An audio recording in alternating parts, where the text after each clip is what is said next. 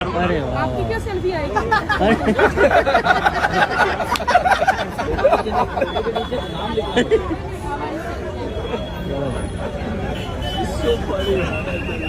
लड़की में क्या सेल्फी हो गई? इसे देखकर हंसी जरूर आ रही है, लेकिन ये हंसने वाली बात नहीं है। आज 21वीं सदी खत्म होने को आ रही है, लेकिन उसके बावजूद भी कुछ महिलाएं 1400 साल पुराने बंधनों की बेड़ियों में आज भी बंधी हुई हैं। अभी मैं ये स्टेशन के बाहर काउंटर सेवा कर रहा था, तो अभी एक लेडी आई, बुरखा उरखा पहना हुआ था, उसका छोटा बच्चा था। छोटा बच्चा जिद कर रहा था कि काउंटर दिला दो। तो पता है उसने क्या बोला? अरे हिंदू से थोड़ी ना लेंगे, अरे हिंदू से थोड़ी ना लेंगे। यार मैं ऐसा देख के मैं तो ऐसा लगा ना मेरे को, यार हम लोग इतना वो करते हैं इन लोग के लिए कि चल ठीक है यार जान दो, लेकिन भाई ये लोग अपनी असलियत दिखाई देते हैं। हिंदू तो ना समझा, लेकिन मुसलमानों के समझ में अच्छे से आ गया है। वो इसके मुंह पर ही बोलकर चलिए कि हम हिंदुओं से थोड़ी ना ही खरीदेंगे, लेकिन ये हिंदुओं के फेस्टिवल्स पर रंग बेचेंगे, पटाखे बेचेंगे, राखियां बेचेंगे, वो सब इनके लिए जायज है।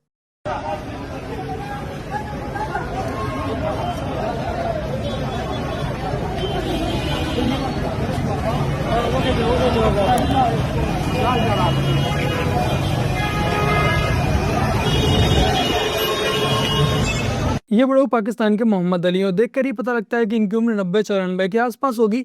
बट उसके बावजूद भी ये अमेरिका के दूतावास पे पथराव करने चले जाते हैं। सोचते हैं कि जाना तो है ही, पैर तो कब्र में लटके ही है, तो क्यों ना पहले से ही 72 हूरों की बुकिंग कर ली जाए। जो रहने वाले वो कह रहे हैं कि हमें इन मुल्लाओं से खतरा है, ये मारते हैं हमें, हमारी गाय गौ माता खाते हैं। ये देखो हमारे में तो हुक्म है खाना, हम तो खाएंगे, कोई हमें रोक नहीं सकता। लेकिन ये कहना गलत है कि मुल्लाओं के चक्कर में हुई है, क्या पता। आप जैसे कह रही हमारे में हुक्म है खाना, लेकिन ये सब हिंदू खड़े हुए हैं और आप बड़ी शान से ये बात बोल रही हैं, इनको बुरा भी लग सकता है। यही चीजें तो आती हैं कि नफरत वाली। आप और भी चीजें खा सकती हैं। लड़की तो रहती है वहाँ पे, नहीं अपना काम करो। हिंदुस्तान में हिंदुओं के सामने खड़े होकर जिसे हम माँ मानते हैं, जिसे हम पूजनीय मानते हैं, एक मुस्लिम बालिका आती है और उनके सामने कहकर चली जाती है कि ये तो हमारे यहाँ जायज है, इसे हम खाएंगे। और जो वहाँ पर हिंदू होता है वो मूक दर्शक बना खड़ा रहता है। उसके बावजूद भी मुसलमान कहते हैं कि हमें तो हिंदुस्तान में आज़ादी नहीं है, बोलने की आज़ादी नहीं है, मजहब खतरे में, मुसलमान हिंदुस्तान में डर कर रहता है। इनके बड़े बूढ़ों से लेकर बच्चों में जहर भरा हुआ है, और आज इसी जहर का शिकार हम लोग हो रहे हैं। आइए आपको मिलाते हैं एक और बच्चे से जो कि मोदी के मरने के सपने देख रहा है। अभी मर जाए मोदी, लो मोदी बहुत वो है। मोदी से इतनी नफरत क्यों है? मैम मोदी से नफरत है, मोदी अभी मर जाए। मैम इसराइल के साथ तेज नेस करना चाहिए, इसराइल को मारना चाहिए। उन्होंने हमारे खामनेई साहब को मारा है। वहाँ पे भी आप जैसे मासूम बच्चे मारे जाएंगे फिर क्या होगा? अगर मैम हम बड़े होते ना, हम अभी इसराइल में जाके उससे सीने में चक्कू मार देते, चाहे कुछ भी हो जाता। 20 साल की जेल काटनी पड़ती ना, जेल काट लेते, पर इसराइल को मारते। और अपने देश में ऐसी कोई घटना घट जाए, इस पे क्या कहना चाहेंगे? मैम अगर अपने देश में घटना तो घटी हुई है, एक ये मोदी, वो भी वहाँ जाके इसराइल की साथ दे रहा था पिछली बार भी, और अब भी इसराइल की साथ आया था तो बम देकर आया हूँ। कल परसों मोदी खामनेई साहब के पास गया, उनकी हर जगह देख के आया, कहाँ वे बैठे, कहाँ रोज़ इफ्तार करे, कहाँ वे नमाज पढ़े, कहाँ वे अपने घर पे सोवे। और उसने देख के सारी इसराइल को बतला, इसराइल ने वहीं हमला करा ज्यादा। आप लोगों को रोना आया खेमनेई की मृत्यु के बाद? मैम सुबह बहुत रोया। बहुत रोए थे? मैम क्यों नहीं रोगे जब वे हमारे रेबर थे। इसी जगह अगर मोदी जी को कुछ हो जाता तो? इसे जाके मोदी जी को कुछ हो जाता, रोते? क्यों रोते हम? मोदी जी को हम क्यों रोते? नहीं रोते मोदी जी, क्यों रोते हम? खेमनेई के लिए रो रहे थे। मैम जब हमारे मोदी कुछ नहीं लगता तो हम उसके लिए क्यों रोते? ये 20 साल का है नहीं, लेकिन 20 साल के लिए जेल में जाने को तैयार बैठा है।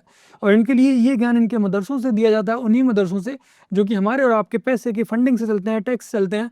हमारे मदरसों से जो चंदा जाता है, जो पैसे इकट्ठे होते हैं, जो सरकार लेती है, उससे इन्हें सब्सिडी दी जाती है। इनके मदरसे के जो टीचर हैं उनके लिए सैलरी दी जाती है। इन्हें हम और हमारी सरकारें ही पाल रही हैं। मुझे समझ नहीं आ रहा कि आखिर हम लोग इस मानसिकता से कैसे निपटेंगे।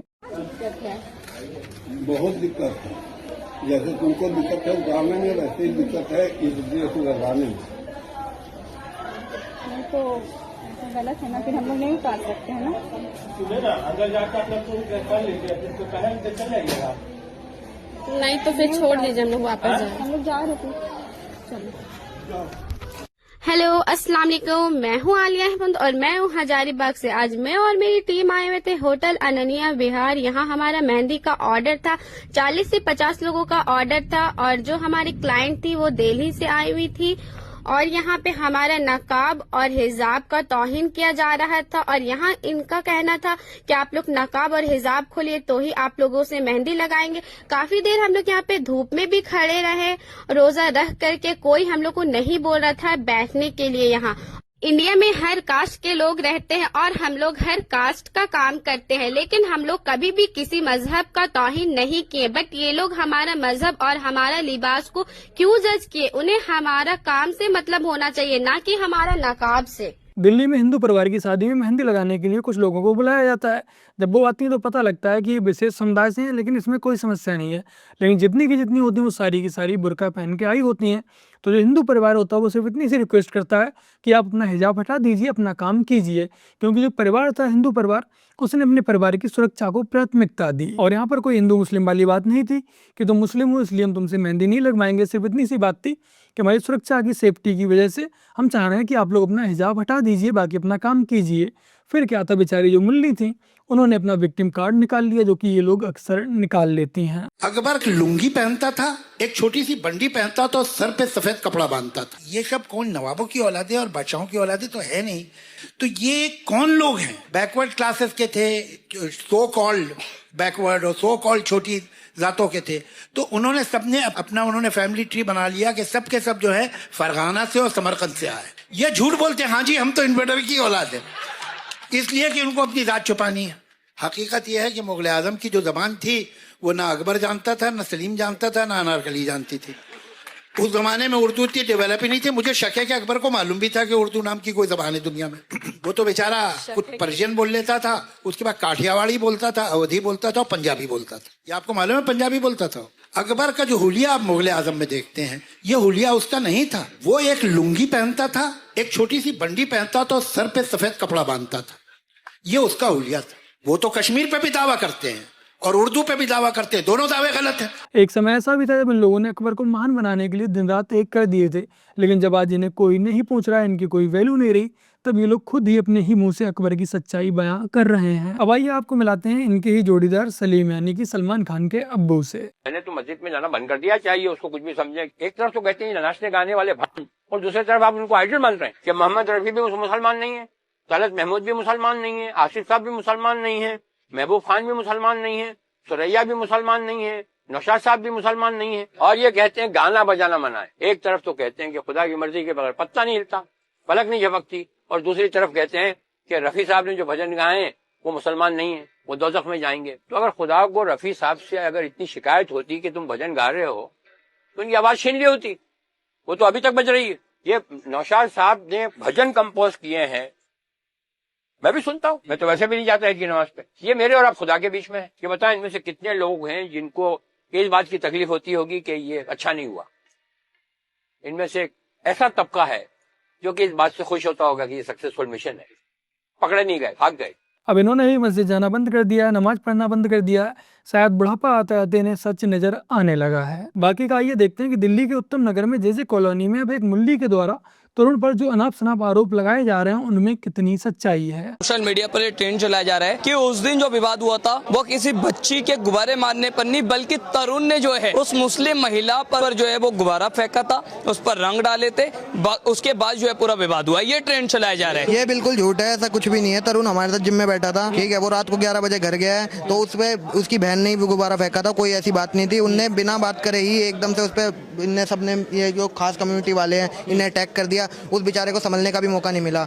उसके जिम पार्टनर थे, उसके हम पुराने साथ हैं, हम एक साथ ही जिम करते हैं सारे। तो ये कहा जा रहा है कि जब ये विवाद हुआ तो जिम में से उसने 80 से 90 लड़कों को बुलाया और उसके बाद जो है वो या फोटो वीडियो में भी देख सकते हो, ऐसा कुछ नहीं है। यहाँ पे तरुण के अलावा कोई दोस्त हम भी नहीं थे, हमें तो सुबह पता लगे कि ऐसे ऐसे हुआ है। पर ये तो बहुत गलत बात है। हम यहाँ भाईचारा दिखाते रहते हैं कि भाईचारा भाईचारा है, ये तो पीछे तो ये जो एंगल दिया जा रहा है कि तरुण ने वो पूरा विवाद खड़ा किया, क्या हमें स्पष्ट करना चाहते हैं, ऐसा कुछ भी नहीं है। तरुण का तो कोई मैटर नहीं था, उसकी बहन से गलती से उस पर भी नहीं गिरा था गुब्बारा वो भी नीचे गिरा था। ये हकीकत है तरुण की। लेकिन जब तरुण के हत्यारों के पास कुछ नहीं बचा तो उस पर फेक एलिगेशन ही लगाए जाने लगे। फेक एलिगेशन वाला विक्टिम कार्ड इन लोगों ने अपना निकाल लिया। बाकी वो मोमडन जो लेडी है जो उनके ऊपर इल्जाम लगा रही है वो बहुत घटिया काम कर रही है। हम तो कह रहे हैं कि मेरे सामने आ जाए ना, फिर मैं उसको बताऊंगी।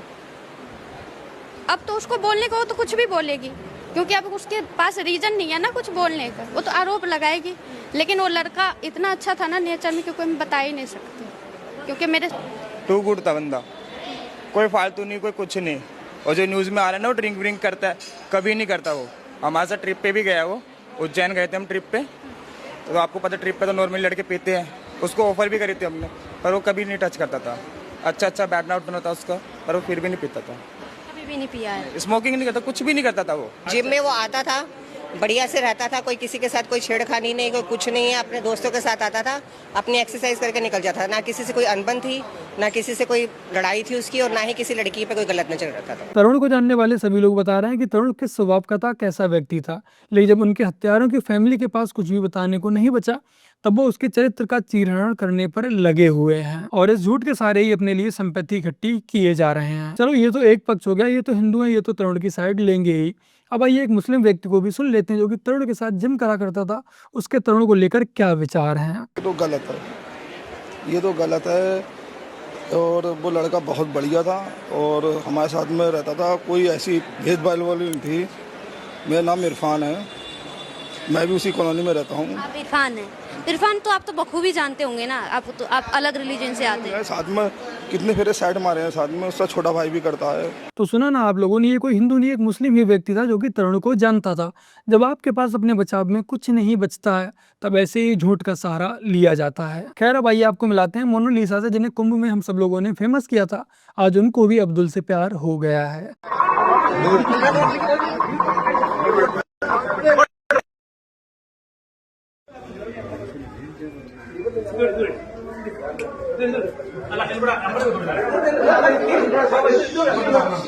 लेकिन जो लोग सोच रहे ऐसा कुछ भी नहीं है। हमने शादी हिंदू धर्म में की, मंदिर में, और हिंदू रीति रिवाज से हमने शादी की। तो लव जिहाद जो है ऐसा कुछ नहीं है जो हिंदी में चल रहा है, लव जिहाद, तो लव जिहाद नहीं है। कुंभ मेले में फेमस हुई मोनालिसा को फरमान खान से प्यार हो गया है और अब इन्हें अपने ही परिवार से खतरा नजर आ रहा है। बाकी इनका पहले क्या कहना था और अब क्या कहना है, आइए ये भी सुन लेते हैं। शादी नहीं की, उम्र कम है मेरी। कितनी हुई? 16। और ये यूट्यूबर इतने पीछे घूम रहे हैं, कोई इनमें से पसंद आया? नहीं क्यों, सब भाई सब मेरे भाई है। सब भाई है? हाँ। क्या विचार क्या है शादी का, माता पिता करेंगे या ऐसा तो है ना, हमारे में होता ही नहीं है। जहाँ मम्मी पापा हमारी कोई भी माला वाली मेरी बात नहीं है, जितनी भी माला वाली लड़की रहेगी ना वो माँ बाप की पसंद की करेगी, हमारी बात नहीं। हम दोनों लव करते थे। मोनालिसा हम घूमने के लिए आए, इधर घूमने के लिए आए क्योंकि हम यहाँ पे दोनों लव करते हैं, प्यार करते हैं एक दूसरे से।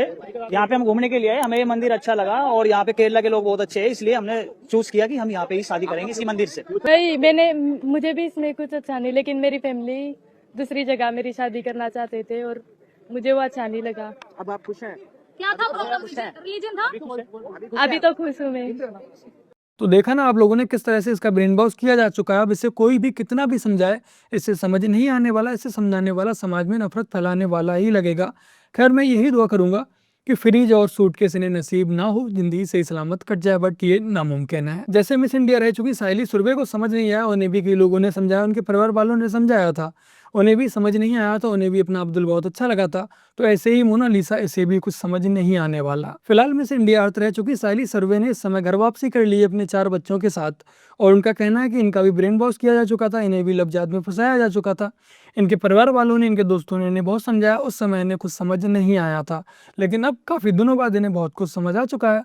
तो इन पर मैंने एक डिटेल में वीडियो बनाई और ये बता रही हैं कि कैसे कैसे इनका ब्रेन वॉश किया गया, कैसे ये बेवकूफ़ बन गई। तो आप लोगों से आग्रह है कि आप लोग जाकर इस वीडियो को बस देखिएगा। जब अपनी ये वाली वीडियो खत्म होगी तब आपको एंड स्क्रीन पर ये वीडियो देखने को यहाँ पर मिल जाएगी। बाकी का इस वीडियो का लिंक मैं आप लोगों को पिन कमेंट में दे दूंगा। आपसे आग्रह है कि इस वीडियो को जरूर देखना और शेयर करना, ताकि जो अन्य लड़कियां हैं वो भी इस वीडियो को देख पाएँ, समझ पाएँ कि कैसे एक पढ़ी लिखी लड़की जो कि मिस इंडिया अर्थ तक रह चुकी थी, कैसे एक मोहम्मद के जाल में वो फंस गई। बाकी का कांग्रेसियों व उनके समर्थकों के लिए इस समय एक बहुत ही बुरी खबर निकलकर सामने आ रही है। बड़ी खबर भारत के लिए गुड न्यूज सामने आई है। ईरान ने दी बड़ी राहत, तेल सप्लाई जारी रहेगी। स्ट्रेट ऑफ हॉर्मुज से गुजरने की मंजूरी अब भारत को दी गई है। आपको बता दें, ईरान अमेरिका इजराइल युद्ध के बीच भारत के लिए एक बड़ी राजनयिक जीत सामने आई है। दुनिया भर में गैस और तेल संकट के बीच ईरान ने अब भारत को एक बड़ी राहत दी है। कांग्रेस व उनके समर्थकों के लिए इस समय बहुत ही दुख की घड़ी। विचारों को समझ नहीं आ रहा है कि कैसे ईरान ने भारत के जहाजों को जाने के लिए अनुमति दे दी है। इन विचारों ने अभी अभी तो देश में पैनिक फैलाना स्टार्ट ही किया था। तो बस मेरे प्यारे भाई बहनों, आज की अपनी इस वीडियो में इतना ही। वीडियो को लाइक शेयर कमेंट और अपने चैनल को सब्सक्राइब से कर लीजिएगा। मैं यहाँ पर एंड स्क्रीन पर आपको जो वीडियो दिख रही है, एक बार जाकर इस वीडियो को बस देखिएगा और शेयर भी कीजिएगा। बाकी का पिन कमेंट में भी मैंने लिंक दे दिया है। चलिए फिर मिलते हैं एक और नई वीडियो के साथ। तब तक के लिए जय हिंद, वंदे मातरम, जय श्री राम।